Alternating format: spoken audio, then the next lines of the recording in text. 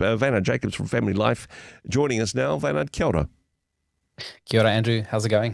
Doing very well indeed. Now, I sort of half remembered a quote that I heard at a weekend to remember about the importance of, there's this one key thing that you can do, but I sort of jumbled up the quote in my head. If you could do the proper version of it, Wynand, what is this secret ingredient that we need in our marriages? Well, one of the breakthrough sessions really at the weekend is the one on resolving conflict, Okay. right? And in that session, we talk about the whole thing about there's an offender and there's there's someone who has been wronged in that sense.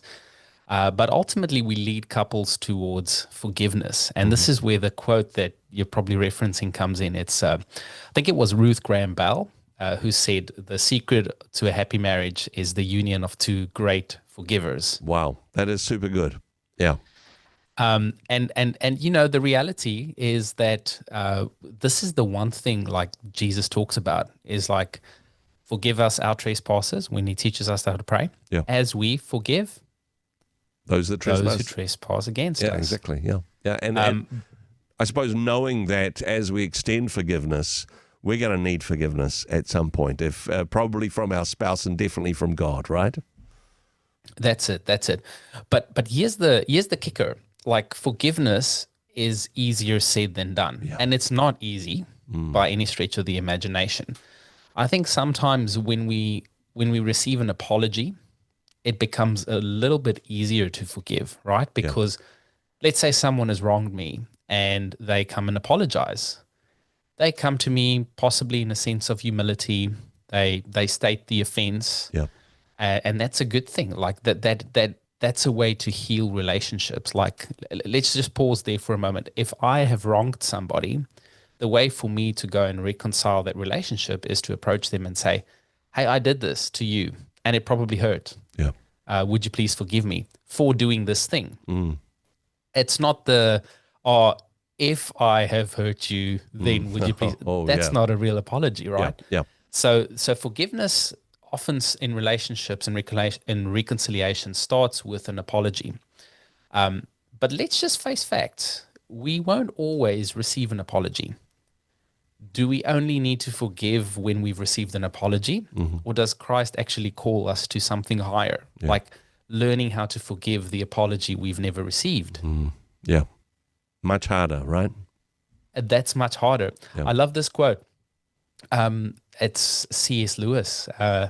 There's two I'm going to read for you, actually. It says, to be a Christian means to forgive the inexcusable because God has forgiven the inexcusable in you. It's recognizing that we have been forgiven, and that's why we can forgive, right? Yeah. Corrie ten Boom said, forgiveness is an act of the will, and the will can function regardless of the temperature of the heart. Wow. And so if we think about this concept of forgiveness, it's layered and it can be complex.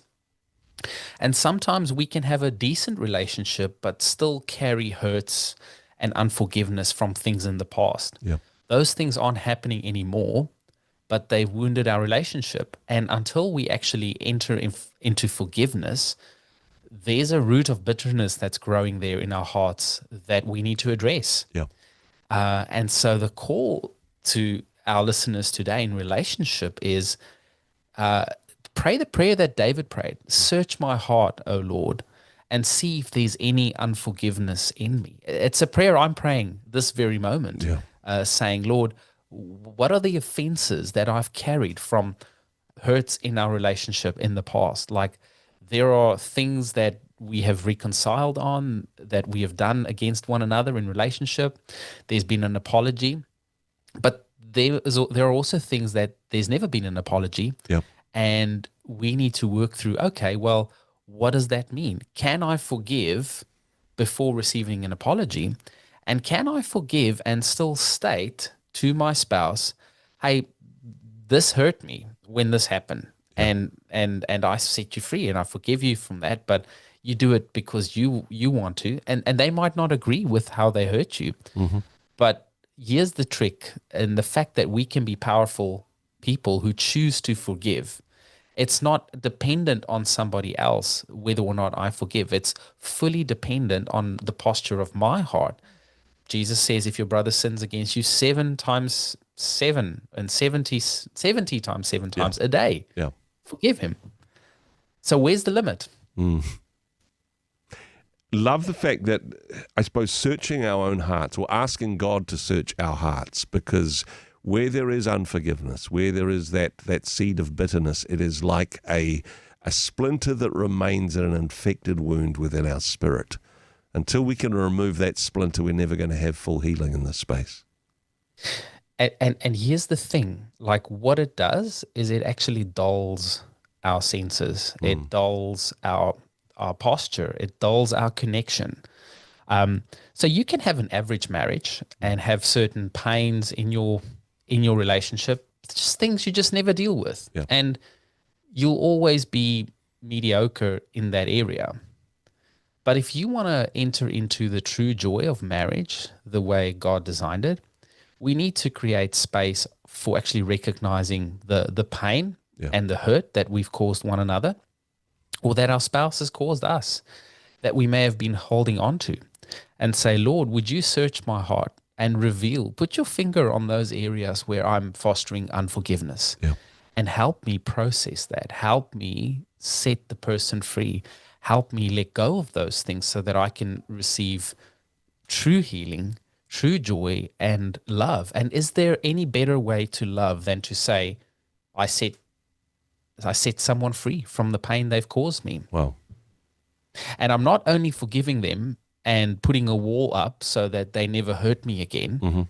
Forgiveness is sort of a vulnerable act, because I erase what they've done to me, and I erase the fact that they need to receive payment. Like Jesus said, you have heard it say, an eye for an eye and a tooth for a tooth. And you might know this, Andrew, and some of our listeners too, but it was actually written in the law, in the biblical law, that if someone takes a tooth, you need to serve justice by taking their tooth. If someone takes an eye, if someone takes a life, it's payable with another life. There's this justice, this scales need to be balanced.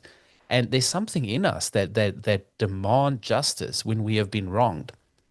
But there's something in the love of Christ that he calls us to that says, let go of your right to get equal. Let go of your right to have the same pain inflicted on another person that was inflicted on you, and say, set them free and choose love instead. I am your, I am your vindicator, says the Lord. Yeah.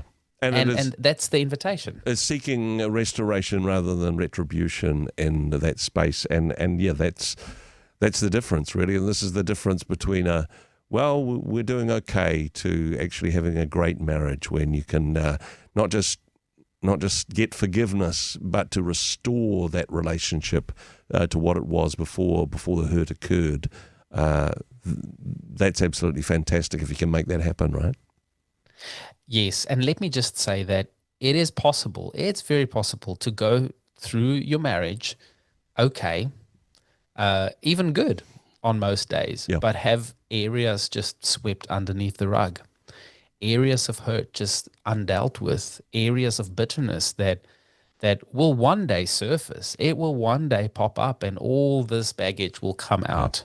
It will overflow. My encouragement is, don't wait until it reaches that point. Deal with things when they are small. Even if they're not small, invite God into that space and work on your own stuff. You might not, you have 0% control over your spouse. Maybe you want an apology from them and you might never receive it. Like if you're the offender, I encourage you, apologize. But you cannot control the other person. I'm talking to the listener today who's hearing my voice, and say, you can forgive, like Jesus on the cross said, forgive them, Lord, for they know not what they do. So I just want to bless everyone hearing my voice today with the grace and the strength of God to forgive, to set free, and to let go of our need to be justified and to receive justice for however we have been wronged. Such important stuff, Wynand. Really appreciate your ministry and the work that you and the team do at Family Life. of course, familylife.nz for more information about that work. Kia ora, thank you so much for your time today. Kia ora, Andrew. Hey, thanks very much for joining us in the Rhema studio. Thanks very much for watching the interview.